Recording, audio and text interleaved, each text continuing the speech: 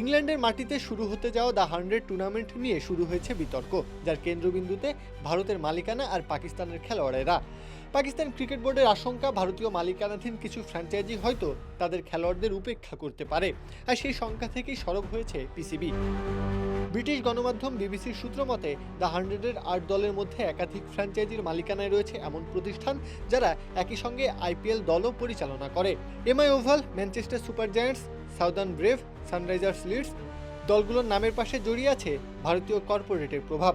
এখানেই পাকিস্তানের সন্দেহ, আইপিএলে যেমন 2009 সালের পর থেকে তাদের ক্রিকেটারদের দেখা যায়নি, তেমনই কি একই চিত্র তৈরি হবে ইংল্যান্ডেও?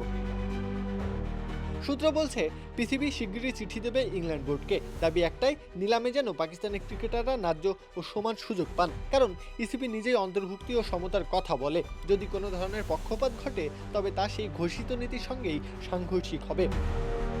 সংখ্যাটা ছোট নয়, এবার নিলামে নিবন্ধন করেছেন পাকিস্তানের 63 জন ক্রিকেটার, পুরুষ ও নারী মিলিয়ে। মোট 964 জনের তালিকা থেকে ফ্র্যাঞ্চাইজিগুলো আগে পছন্দের নাম জমা দেবে, তারপর হবে সংক্ষিপ্ত তালিকা।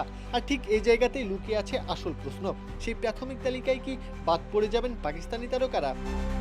তবে বাস্তবতা কঠিন। পিসিবি কোনো ফ্র্যাঞ্চাইজিকে জোর করে নির্দিষ্ট খেলোয়াড় নিতে বাধ্য করতে পারে না। নির্বাচন পুরোপুরি দলগুলোর কৌশলগত পরিকল্পনার উপর নির্ভরশীল।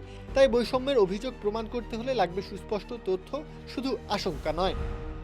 রাজনৈতিক টানাপোড়েনের কারণে পাকিস্তানি ক্রিকেটাররা দীর্ঘদিন ধরেই বাইরে আইপিএলের মঞ্চ থেকে। একই ধারা দেখা গেছে দক্ষিণ আফ্রিকার এসএ টি20 লিগে, সেখানে সব দলই আইপিএলের মালিকানাধীন।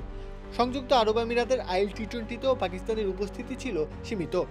দ্য 100-ও কি কঠিন সময় অপেক্ষা করছে পাকিস্তানি তারকাদের জন্য? প্রত্যহ কাব্য, খেলা 71।